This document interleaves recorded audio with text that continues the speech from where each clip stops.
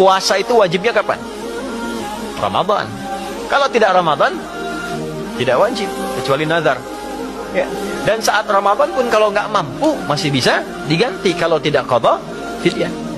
Haji wajib nggak? Kapan? Bagi yang mampu.